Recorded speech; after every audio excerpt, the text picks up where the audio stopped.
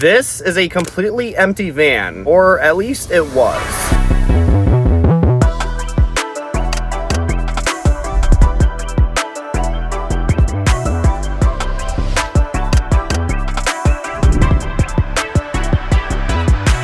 By the end of this video, it becomes a fully off-grid stealth gaming camper with an e-bike attached to the back of it. This van has everything you need to survive for weeks off-grid without human contact. Hidden bed, security cameras, water filter, 5 different horns. Yes, 5 that I will show you at the end of this video. Before anything goes in, the walls have to be fully insulated. And if you skip this step, you built a piece of shit. We lined the floor with kill mats as the first insulation layer. This reduces sound vibrations from the outside and when driving as well.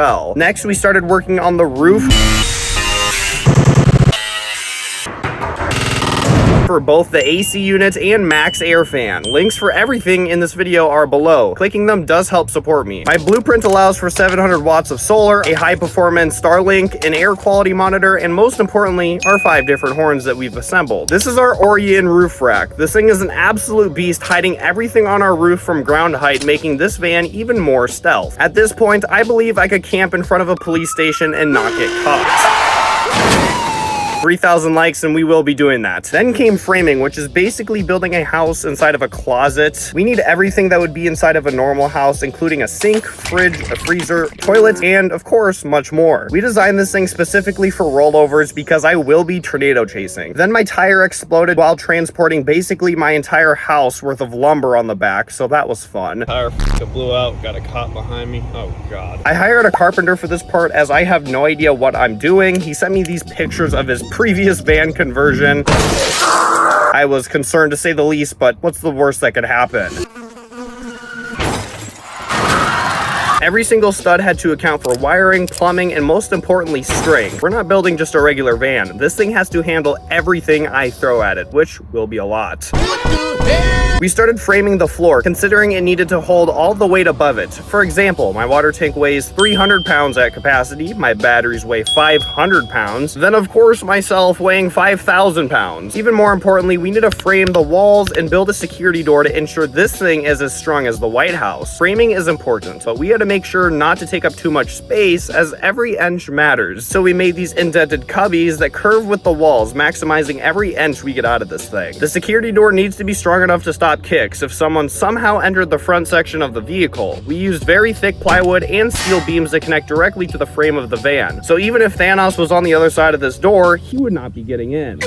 This was designed for any robbers thinking this would be an easy bag. But guys, best believe that is not my only security measure. It's just my phone. I then installed the bug screen walls on my sliding and rear doors, which allows for air to come in and bugs to stay out.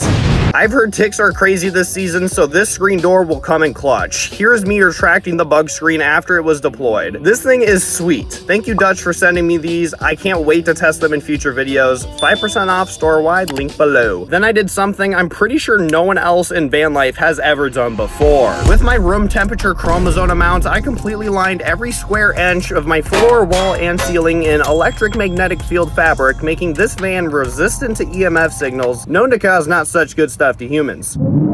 This resulted in my cell service absolutely tanking inside of the van, yet that wasn't the only thing tanking during this van build. The sheer amount of money I was spending. How much does it cost to convert this van into a full-blown house? So if I had to give you guys a number, I would say we're nearing $200,000. I literally had $500 in my account and decided I needed a Starkvarg, the fastest e-bike ever currently developed. Because why not? I could attach this bad boy to the back of my van and travel anywhere. At only $14,000 and a slightly concerning 23% APR, I couldn't resist. It does match the color of the van, so it's fine. Debt collectors were calling me before the bike had even arrived, but I was too busy laying down the flooring for my future house. This is waterproof LVP flooring that has a lifetime residential warranty. This stuff can take a beating. Then came time for the cabinet, which is where it stopped looking like a construction site and looked like something. We framed out the sink area first as we knew this part would be complicated. I have the best consumer grade portable water filtration system ever seen inside of a van. I could literally pull water off of a swamp and I would still 100% drink it.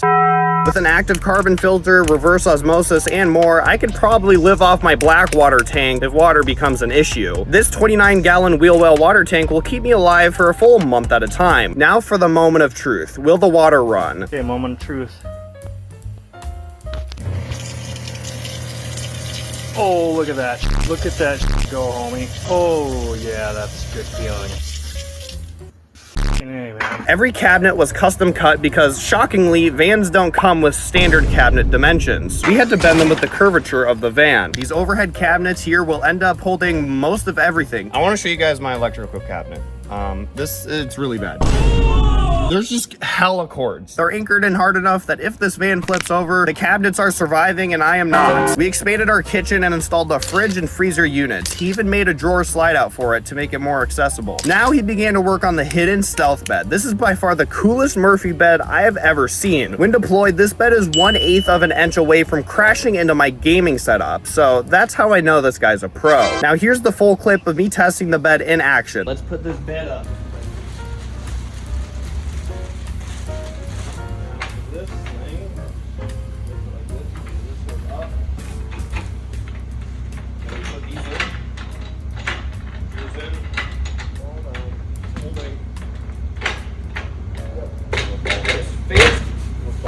Okay, we're gonna pause on the framing for a second. I know this is just supposed to be a stealth camper, which in my mind wouldn't have windows, but I got depressed just imagining my future house having no windows. So I went out of my way and over budget again to install a cute little back window. First things first, carve a section out where the window would go. We're gonna have a window right here. My buddies are gonna carve it out because I'm too scared to do that. But yeah, it's gonna be kind of a small window. Passenger's fine. We're not doing anything with that, so that's good for whatever. And this is where I slightly regretted existing.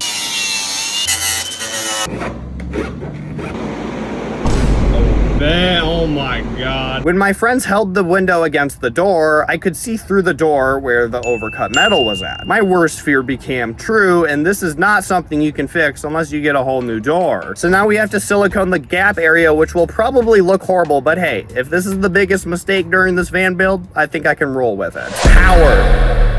This is where it gets very complicated, and also where I briefly questioned all my life choices. Instead of traditional battery van life setup, I went with large capacity battery banks, which store power and run everything off of DC. The problem is that pretty much everything I own runs off 120 volt AC, so the inverter is constantly converting DC back to AC, which then gets converted back to DC inside most of the devices. Is that inefficient? Absolutely. Did I did it anyways? Yes. If that inverter dies,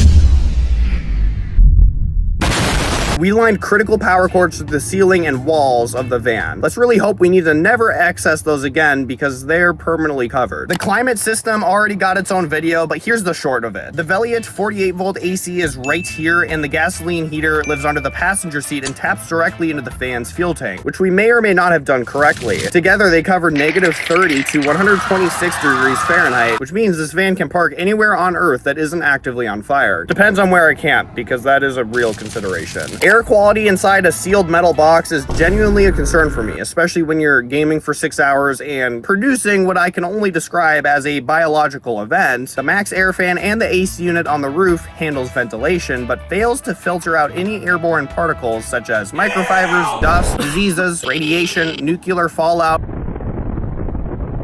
So I got a completely separate, ginormous HEPA air filter that lives in its own cabinet. This means the air inside of the van is actually cleaner than 99% of people's houses. We began construction and arguably the most important part of the van, the gaming setup. We went with a giant 32-inch curved monitor that we could even twist outside of the van if we wanted to. In addition, the gaming setup in my van is also fitted with a subwoofer and speakers, making this thing the ultimate party van as well. So here it is, the complete build. Kitchen with running filtered water, custom cabinets, full electrical systems, climate control that handles any weather on the planet, air filtration, fold-out bed, and a gaming setup that has no business in existing inside of a vehicle. But of course, now it is finally time for you to show me my 5 different epic horns that I will be catching a felony with. First horn. Second horn. Third horn.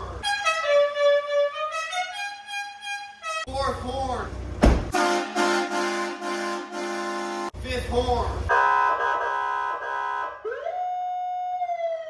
Get out of my way. Get the hell out of my way. The full parts list with every product used are all in the description. Using my link specifically gives me a commission, helping me grow this channel with my insane ideas I have planned. The full tour video will be out in a couple of videos. It will be probably a little delayed, but you'll like it. If you made it this far, you either want to build one of these on your own, or you're just as confused as I am about why this exists. But either way, subscribe, because this van is going places. Literally, because it drives.